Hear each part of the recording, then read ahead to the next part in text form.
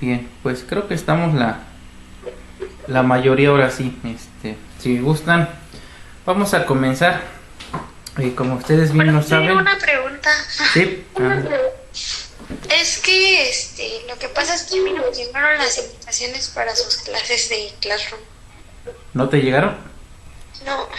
Ahorita lo verificamos. Luego a veces está mal el correo en alguna letra o lo tengo que cancelar y volvérselos a enviar. Luego no sé qué pasa que no les llegan.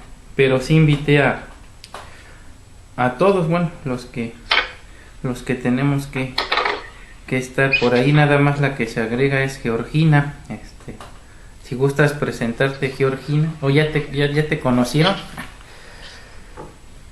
No, bueno, sí, en las clases anteriores. Buenos días, mi nombre es Georgina Cerezo Ángeles, pues de la carrera de Derecho, y pues me uno otra vez. Nuevamente estoy retomando.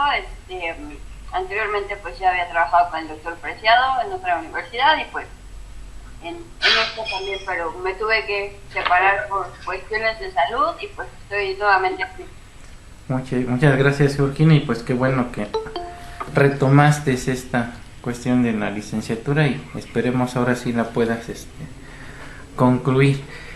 Bien, bueno, como ustedes bien lo saben, la asignatura que vamos a impartir es la de Derecho Procesal Penal, para lo cual en primera instancia pues vamos a determinar la relación que existe entre lo que es el derecho penal y el derecho procesal penal. Creo que todos ustedes tomaron derecho penal con su servidor, y mencionábamos en su momento, al analizar al derecho penal y su clasificación, que el derecho penal se divide en lo que es el derecho penal sustantivo y el derecho penal adjetivo, ¿sí? Y que el derecho penal sustantivo pues está regulado por lo que es el Código Penal y algunas leyes especiales que contienen un catálogo de conductas que son señaladas como delito, pero que no basta con tener un catálogo, un código penal para hacer efectivo el derecho penal, sino que requerimos también de un instrumento, ¿no? En este caso un instrumento jurídico, y este instrumento jurídico va a ser lo que se conoce como el derecho procesal penal. De ahí que algunos autores precisen que el derecho procesal penal precisamente es el instrumento o la herramienta para hacer efectivo el derecho penal sustantivo.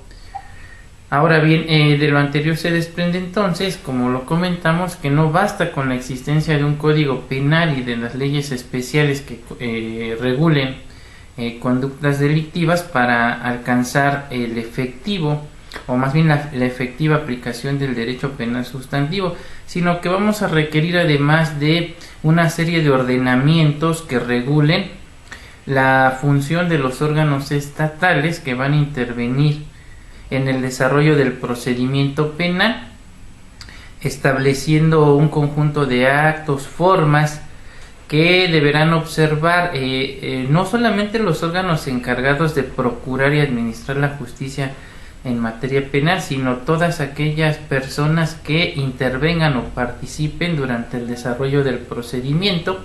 Y esto es lo que nos conduce precisamente al estudio de nuestra disciplina jurídica, objeto del presente curso, es decir, el derecho procesal penal. Entonces, en este sentido, lo primero que vamos a analizar entonces es el concepto del derecho procesal penal, ¿sí?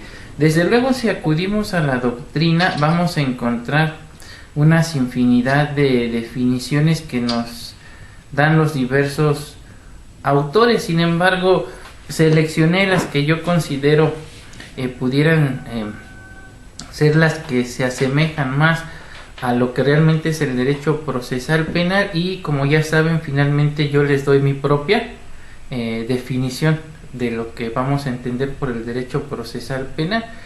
Entonces, atendiendo a lo que nos señala Claría Olmedo. Acuérdense, no se me distraigan tanto en apuntar, ya saben que les voy a compartir sus materiales.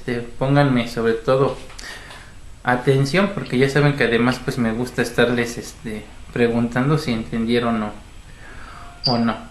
Entonces tenemos a Claría Olmedo, que nos dice que el derecho procesal penal es la disciplina jurídica reguladora de la efectiva realización del derecho penal, estableciendo los principios que gobiernan esa realización y determinan los órganos, la actividad y el procedimiento para actuar la ley penal sustantiva. Es decir, este concepto tiene mucho que ver con lo que les comentaba hace un momento, ¿no?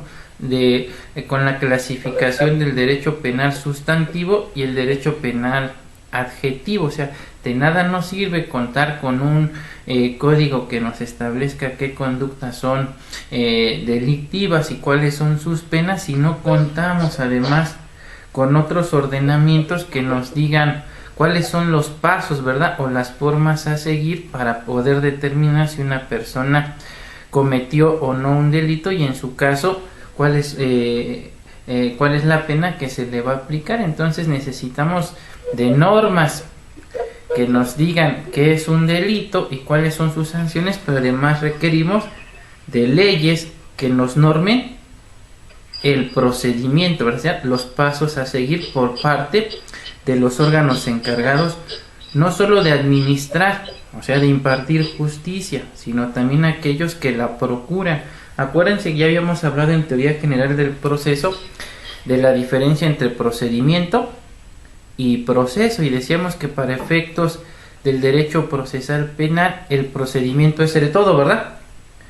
Por eso el Código Nacional de Procedimientos Penales en su artículo 211 nos habla de las etapas, ¿verdad?, del procedimiento penal. Y decíamos entonces que el proceso penal solo es una parte, ¿verdad?, de todo ese engranaje que se llama procedimiento. Entonces el procedimiento penal, recordemos, inicia con la denuncia, querella o su requisito equivalente y culmina con el dictado de una sentencia firme, ¿sí?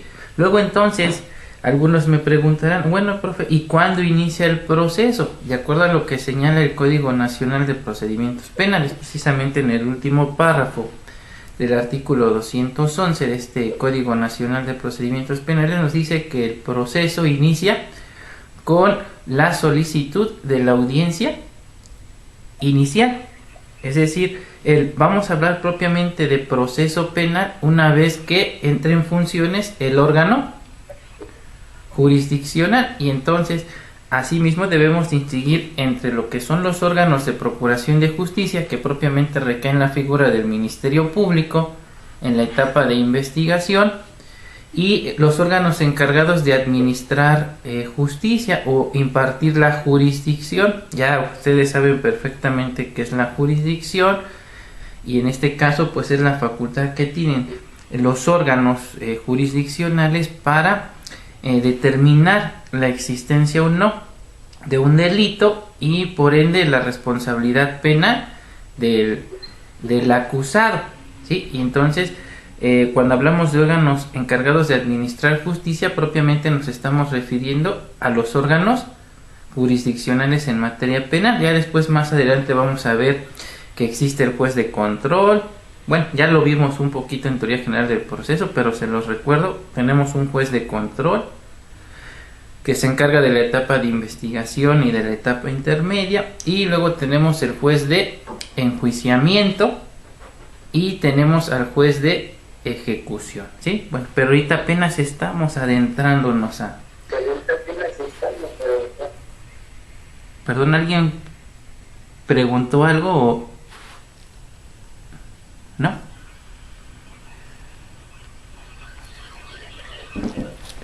¿Dudas hasta aquí? Doctor, dijo juez de enjuiciamiento, ¿y el otro cuál era? De ejecución, el que se encarga de la ejecución de la pena.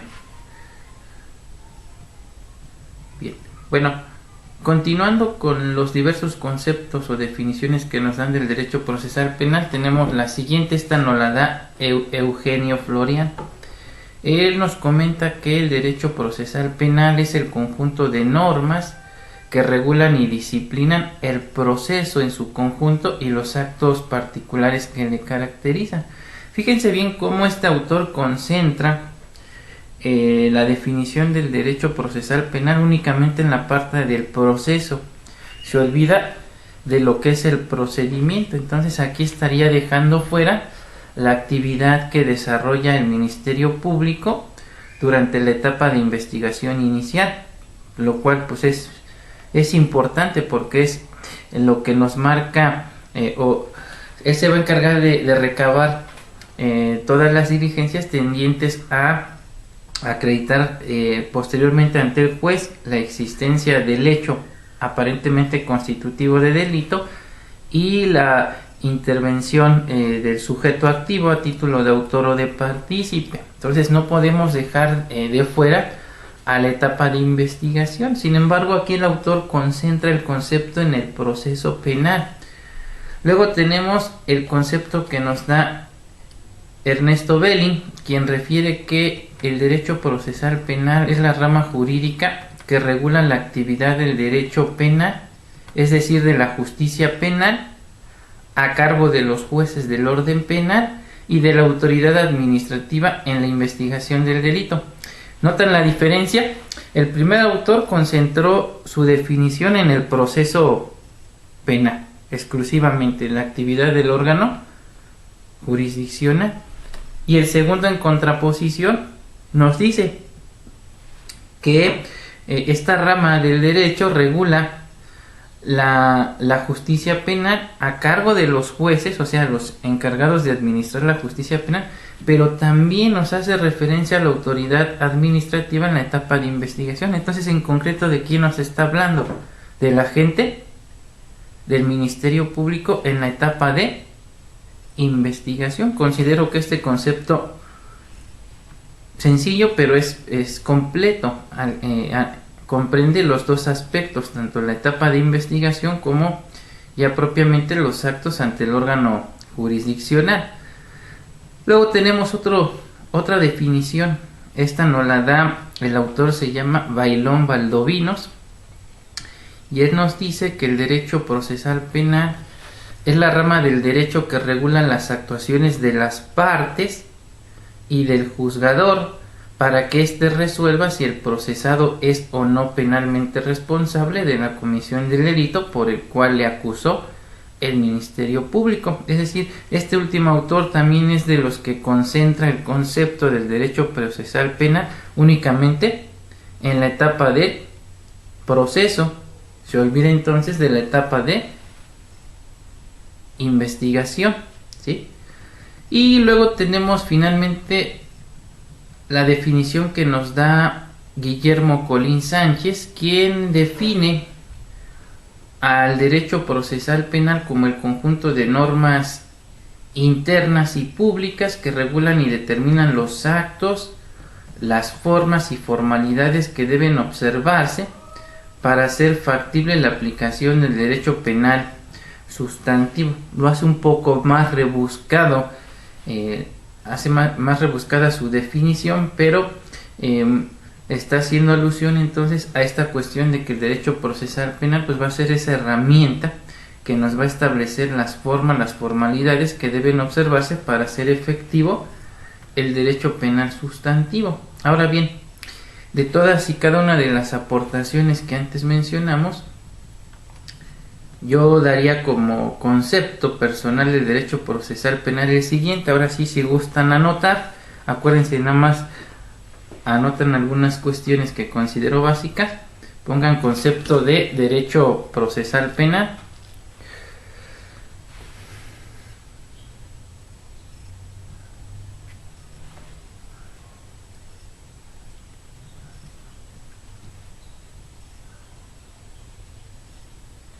Es el conjunto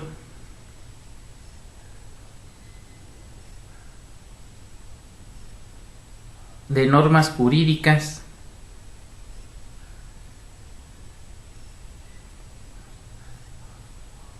que regulan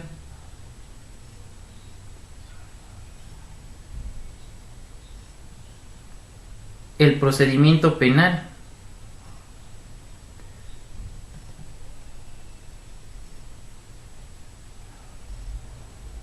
Desde su etapa de investigación,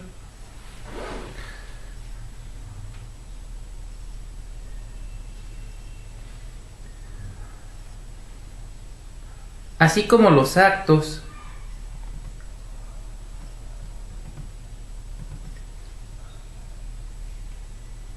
de las partes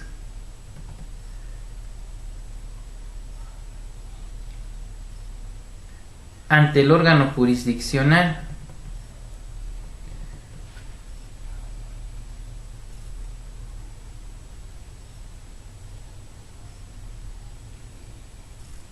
Con el objeto de resolver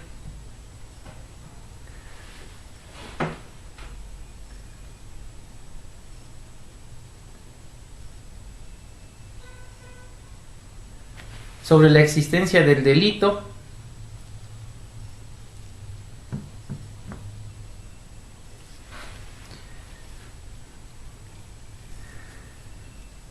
y la responsabilidad penal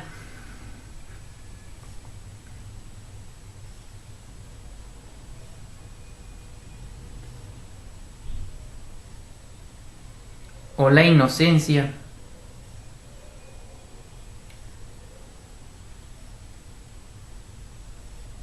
del acusado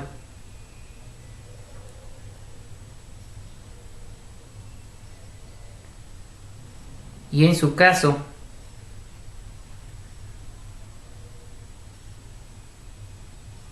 sobre la imposición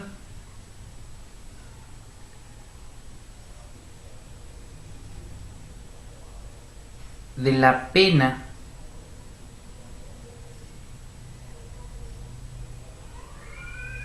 y o medida de seguridad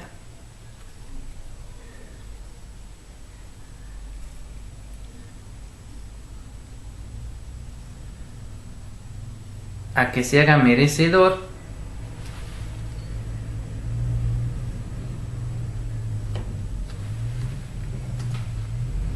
y lo relativo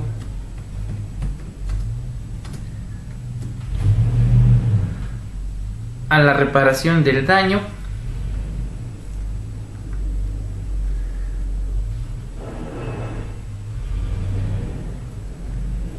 de la víctima u ofendido.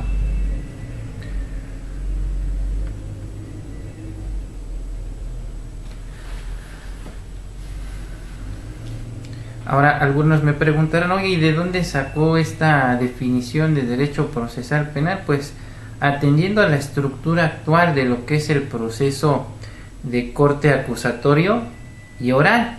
Y vamos a decir que retomo lo que al efecto señala el artículo 2 del Código Nacional de Procedimientos Penales, el cual nos señala cuál es el objeto del Código Nacional de Procedimientos Penales. Y entonces nos dice este dispositivo lo siguiente: artículo 2, objeto del código. Dice: este código tiene por objeto establecer las normas que han de observarse en la investigación, el procesamiento y la sanción de los delitos, para esclarecer los hechos, proteger al inocente, procurar que el culpable no quede impune y se le repare el daño, así como contribuir a asegurar el acceso a la justicia en la aplicación del derecho y resolver el conflicto que surja con motivo de la comisión del delito en un marco de respeto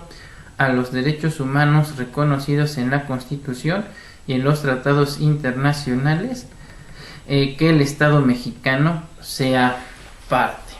Entonces, el Código Nacional de Procedimientos Penales, como parte de este derecho procesal penal, pues tiene por objeto entonces regular aquellas normas que se van a observar no solo en el proceso penal como lo vemos, sino también en la etapa de investigación y posteriormente ya en el proceso y en la aplicación de las sanciones, protegiendo al inocente o procurando que el culpable no quede impune, pero además no solamente se ve por la imposición de una sanción o castigo, también lo que se busca, a diferencia del sistema tradicional que le llamaban inquisitivo o mixto, lo que se busca es que se le repare o se le resarce el daño a la víctima u ofendido.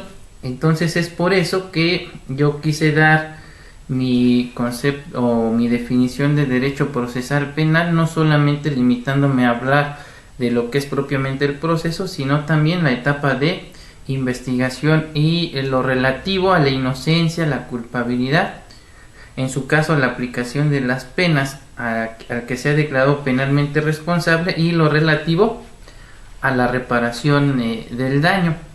¿Hasta aquí alguna pregunta? Una pregunta. ¿No? ¿Sí vamos entendiendo? Ok, ahora, cuando hacemos referencia a las normas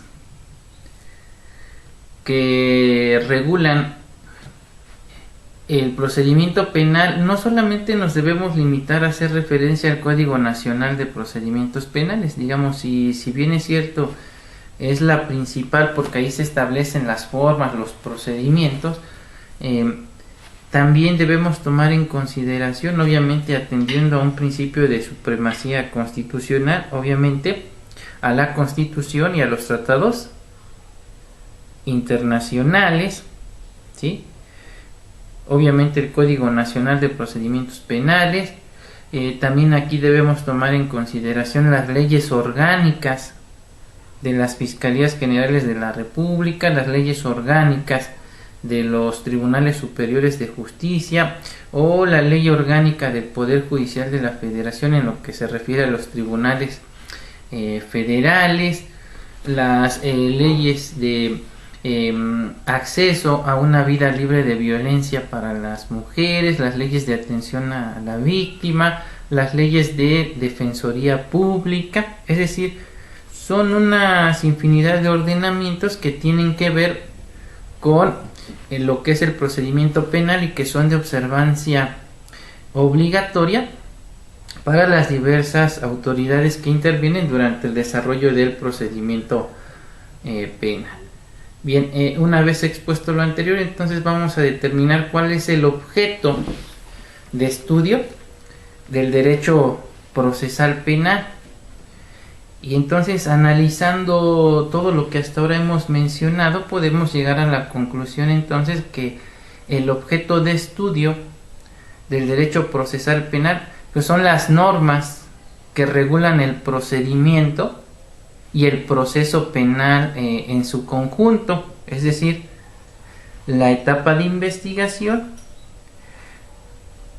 y obviamente el proceso hasta la emisión de una sentencia firme en la cual se determine la responsabilidad penal o la inocencia del acusado, y como ya lo vimos en su caso, la imposición de una pena o medida de seguridad en caso de que se haga merecedora a ella, y lo relativo a la reparación del daño causado a la víctima y ofendido. Y mencionábamos entonces que no solamente debemos hacer referencia al Código Nacional, existen unas infinidad de ordenamientos de carácter procesal que deben observar las autoridades, y partimos de lo que se conoce como el bloque de la constitucionalidad, es decir, la Constitución Federal.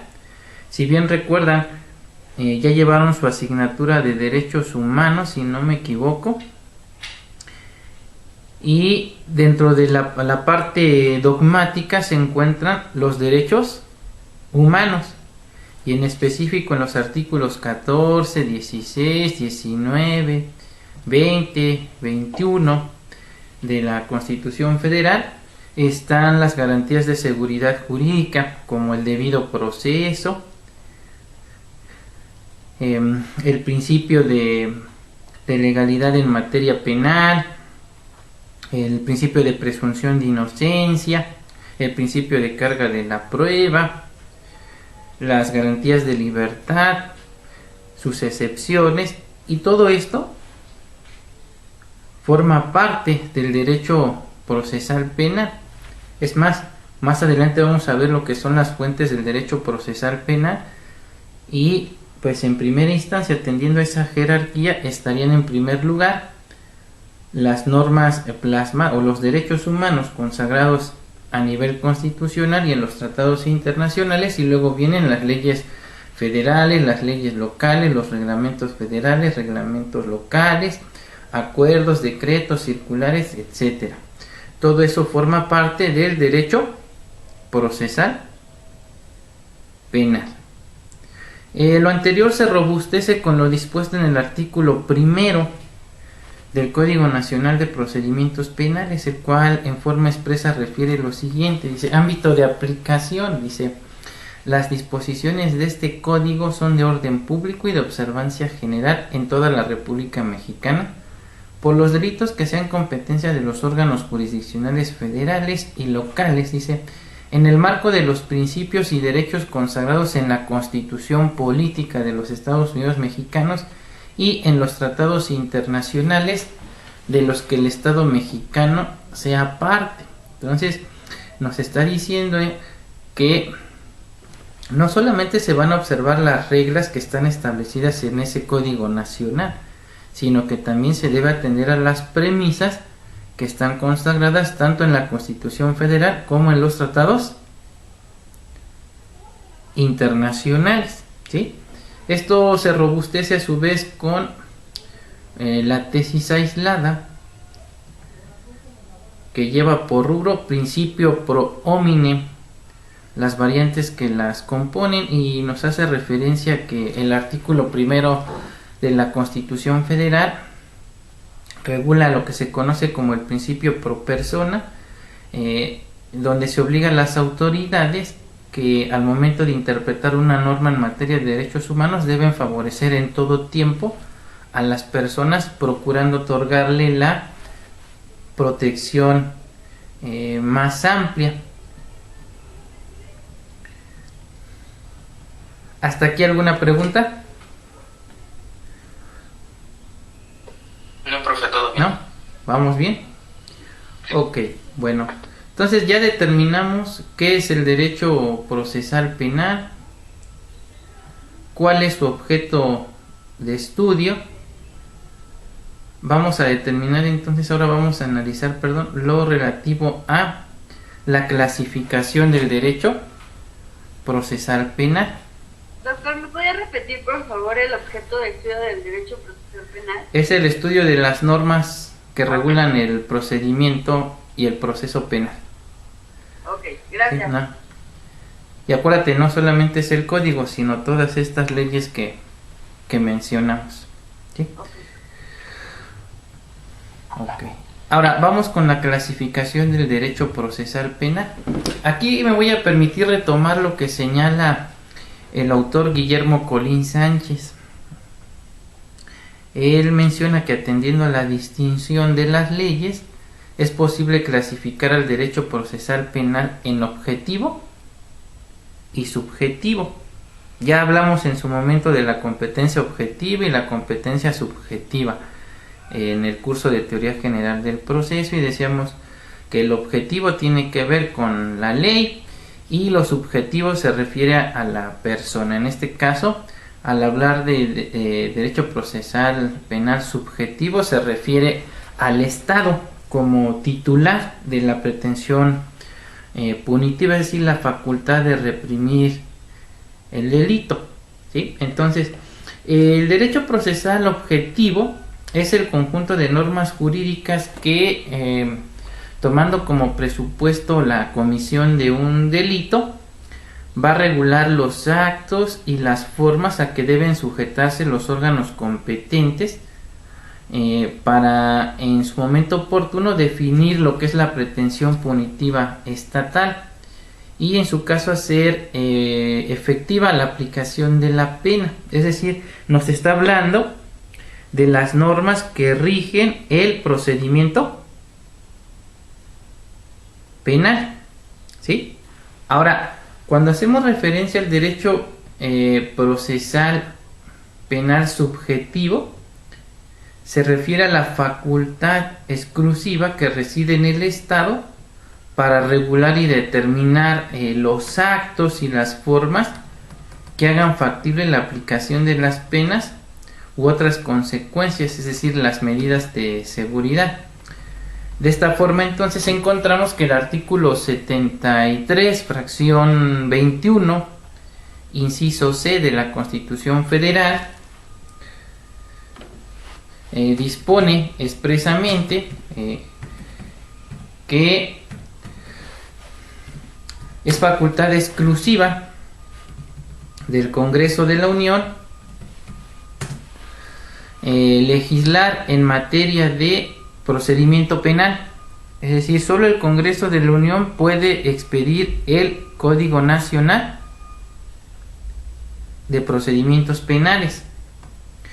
Asimismo, pueden legislar en materia de mecanismos alternativos y solución de controversias en materia penal, en lo relativo a la ejecución de penas y de justicia penal para adolescentes, y que estas normas van a regir en toda la República, tanto en el orden federal como en el orden común. ¿Esto qué implica entonces? Que las entidades federativas no pueden legislar en materia de Código de Procedimientos Penales. O sea, si Tomás vive en Nuevo León, su Congreso local no puede expedir su propio Código de Procedimientos Penales. Para eso hay un Código Nacional. Lo mismo sucede con el Congreso de la Ciudad de México. No puede expedir su propio Código de Procedimientos Penales. Para eso existe un Código Nacional que, como ya lo vimos, es facultad exclusiva ¿de quién? Del Congreso de la Unión. ¿Y qué sucede entonces si el Congreso del Estado de México dice: a mí no me importa lo que refiere el artículo 73, fracción 21 en su inciso C, y pues yo voy a expedir mi propio Código de Procedimientos Penales?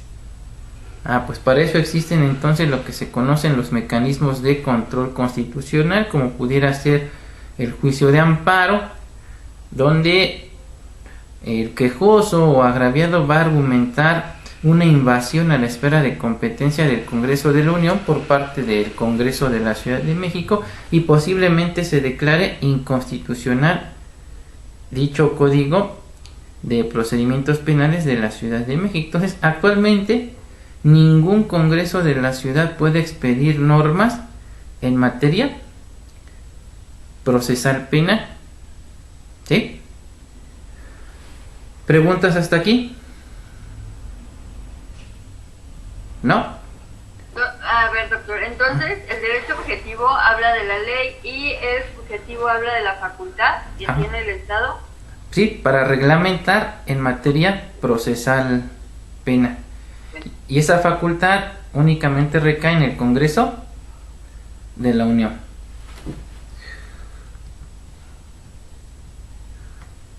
Ahora,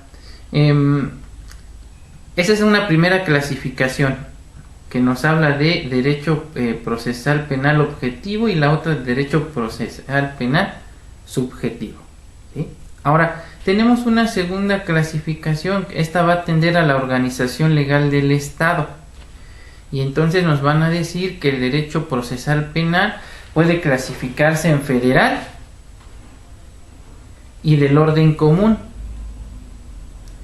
Cuando hablamos del derecho procesal penal federal, estamos hablando de la intervención del Ministerio Público de la Federación en la investigación y persecución de delitos que atentan contra la Federación. Esto en términos de lo dispuesto por el artículo 102 del apartado A de la Constitución Federal, pero también la intervención de los tribunales de la Federación en procesos penales federales para determinar sobre la existencia de un delito del orden federal.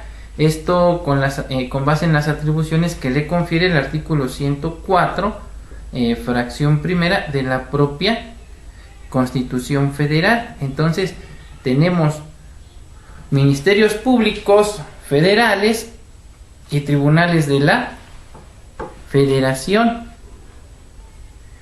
que van a investigar y van a sancionar los delitos que atentan contra la Federación. Y luego tenemos al derecho procesal común. ¿A qué se refiere?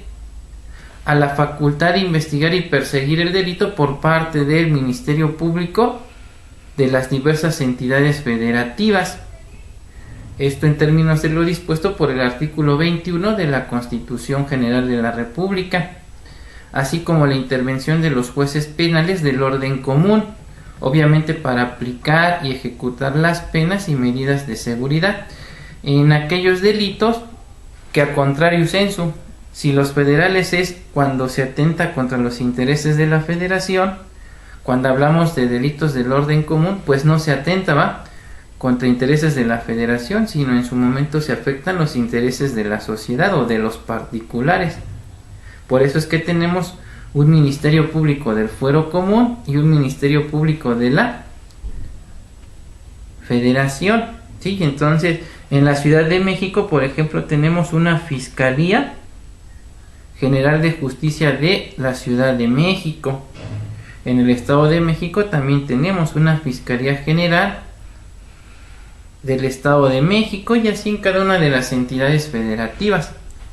Pero también tenemos una Fiscalía General de la República, ¿verdad? Y también tenemos tribunales federales. ¿Sí quedó entendida esta parte, Georgina? ¿Sí? Tu micrófono. Sí, perdón.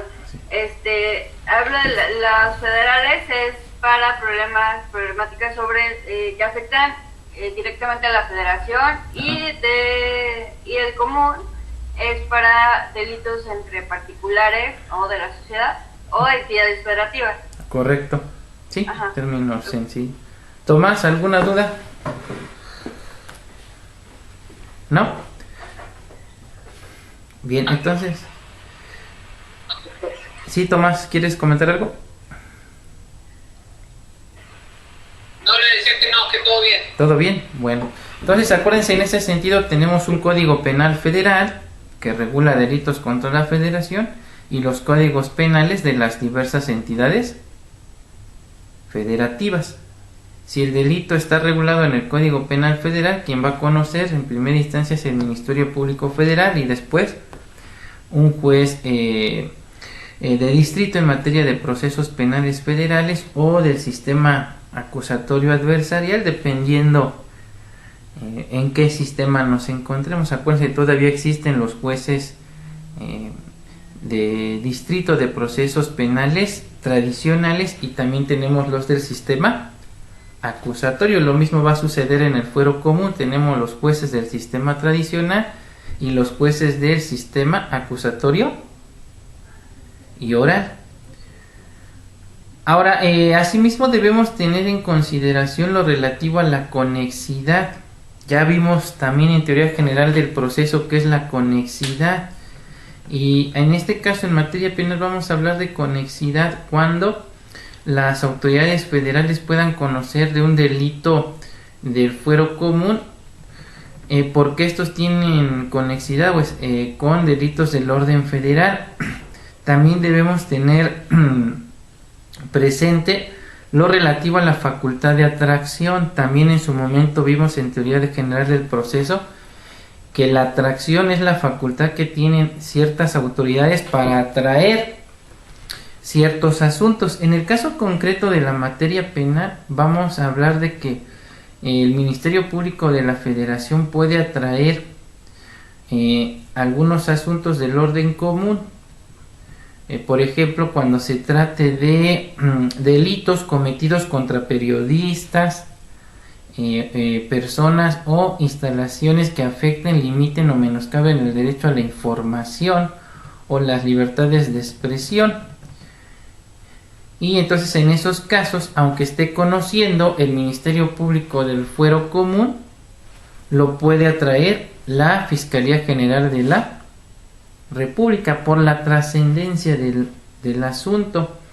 Y finalmente debemos tener presente lo relativo a la facultad concurrente. También en su momento vimos que la concurrencia es la potestad que tienen dos o más autoridades para conocer a un mismo tiempo de un mismo asunto. ¿Esto qué quiere decir? Que en materia penal va a haber ocasiones en donde tanto puede conocer de un asunto la autoridad federal como la autoridad del fuero común. Por ejemplo, en materia penal podemos hablar de facultad concurrente, por ejemplo, en materia de narcomenudeo. Ese asunto bien lo puede conocer el fuero común o bien el fuero federal, porque se trata de una facultad concurrente. ¿Sí? ¿Preguntas hasta aquí? ¿No? Ahora, algunos otros autores también hacen referencia a la clasificación del derecho procesal penal en ordinario y especial. Esta clasificación básicamente es para efectos didácticos y es para que ustedes distingan entre lo que es el procedimiento penal ordinario y los procedimientos especiales. ¿Sí? ¿Y a qué nos referimos cuando hablamos del procedimiento penal ordinario? Aquel que sigue todas y cada una de las etapas que regula el Código Nacional de Procedimientos Penales, es decir, la etapa de investigación, la etapa intermedia, la etapa de juicio, la de impugnación,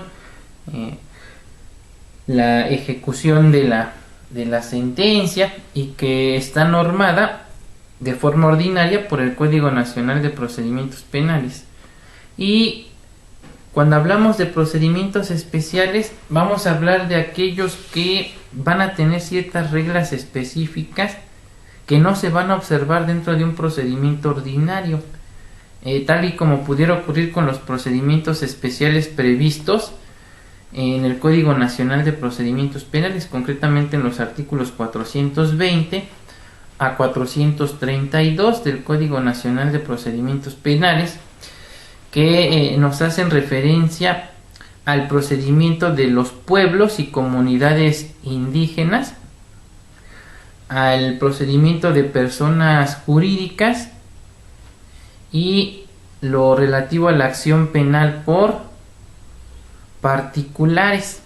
Entonces, por eso en derecho procesal se habla del procedimiento ordinario, ¿sí? Este que sigue todas sus etapas con regularidad, y estos procedimientos especiales, por ejemplo, si el imputado es un miembro de una comunidad indígena, no seguiríamos el procedimiento ordinario, sino tendríamos que acatar las reglas del procedimiento para pueblos y comunidades indígenas. Si el imputado no es como tal una persona física, sino una persona moral, pues no vamos a seguir el procedimiento ordinario, ¿verdad? Tendríamos que seguir las reglas del procedimiento para personas jurídicas. Acuérdense de lo que les di derecho penal en su momento. Dijimos que con antelación se decía que las únicas personas que podían tener responsabilidad penal eran las personas físicas. Pero cuando vino la reforma en materia penal, sobre todo en 2008, ya se empieza a hablar de responsabilidad no solo de las personas físicas, sino también de las personas morales, ¿sí? O sea, las personas, el término correcto es jurídicas, que es una persona jurídica, es una ficción, decíamos, es una ficción del derecho, porque como tal no existe, pero el derecho le reconoce, valga la redundancia, derechos y obligaciones. Y puede ser que varias personas que forman parte de una sociedad actúen en nombre y representación de esa persona jurídica y cometan conductas delictivas. Entonces, no solamente voy a iniciar procedimiento penal en contra de la persona física, sino en contra de la persona moral. y para eso debo seguir un procedimiento especial, que es el procedimiento para personas jurídicas. Y finalmente tenemos a la acción penal por particulares. Recordemos que actualmente no solamente existe la acción penal pública, también se contempla la existencia de la acción penal privada, ¿sí? Es decir, si los particulares no quieren acudir ante el Ministerio Público, y siempre y cuando se den los requisitos que señala el Código Nacional para ejercer la acción particular, podrá acudir directamente ante el juez de control y solicitar la celebración de la audiencia inicial, ¿sí? Sin necesidad de pasar por el Ministerio Público. Pero no es en cualquier delito, sobre todo es en delitos de querella. Y además se tienen que satisfacer los requisitos que señala el Código Nacional de Procedimientos Penales. Asimismo, algunos autores suelen incluir dentro de los procedimientos especiales al procedimiento para inimputables, es decir, aquellas personas que no tienen la capacidad de entender y comprender la ilicitud de su conducta. Y entonces el código también regula el procedimiento para inimputables, solo que no lo incluyó dentro del apartado de procedimientos especiales. Sin embargo, desde mi muy particular punto de vista, sí podemos hablar de un procedimiento especial porque tiene ciertas reglas específicas. Entonces, no considero desatinado que algunos autores consideren al procedimiento de inimputables como un procedimiento especial. Y también incluyen algunos al procedimiento de justicia penal para adolescentes, aunque ustedes bien lo saben, se rige por su propia ley, la Ley Nacional del Sistema Integral de Justicia Penal para Adolescentes, aunque se utiliza en forma supletoria en aquello en lo que sea omisa el Código Nacional de Procedimientos Penales, pero también tiene sus reglas específicas, ¿sí? Entonces, si pudiéramos hablar de un procedimiento especial, ¿sí? Bueno, eso es en cuanto a la clasificación del derecho procesal penal, ¿sí? En este procedimiento de imputables o especial, ¿entraría lo que es algún procedimiento, algún proceso para personas con alguna discapacidad mental que no están, más bien que no son controlables en sus actos? Sí, pues es el procedimiento para inimputables, para aquellas personas que no tienen la facultad de querer y comprender la ilicitud del hecho. Obviamente tienes que acreditar científico naturalmente a través de pruebas periciales que esa persona no tiene la capacidad de comprender, y entonces en esos casos se suspende el procedimiento ordinario y se apertura el procedimiento para inimputables. Pero si en cualquier momento esta persona, vamos a decir, recupera la razón, se vuelve a aperturar el procedimiento ordinario, ¿sí? Y acuérdense que hablando de inimputables, pues hay inimputables permanentes e inimputables transitorios. Es un poco ya más complejo, ¿no? Pero si es permanente, pues se tendría que culminar el procedimiento penal a través de este procedimiento especial para inimputables. Y si es transitoria esta inimputabilidad, pues se suspende provisionalmente el ordinario y tramitamos provisionalmente el especial para inimputables. ¿Alguien más? ¿Alguna pregunta? ¿No? Todo bien, profe. ¿Todo bien? Bueno. Bien. Bueno, entonces ya analizamos la clasificación. Ahora vamos a analizar lo que sería las fuentes del derecho procesal penal.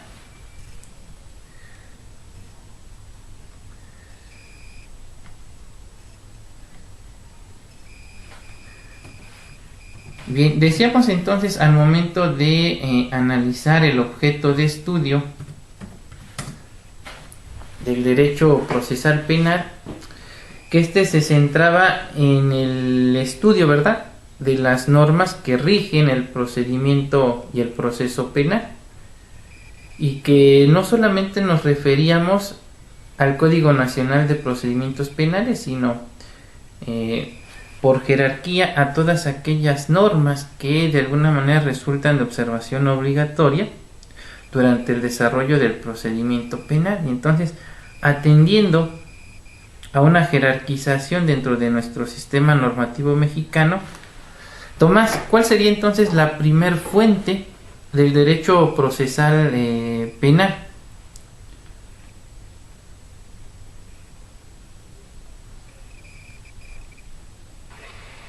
La primera fuente sería el Código Nacional, ¿no? No, por jerarquía, acuérdense, está la Constitución y los tratados internacionales.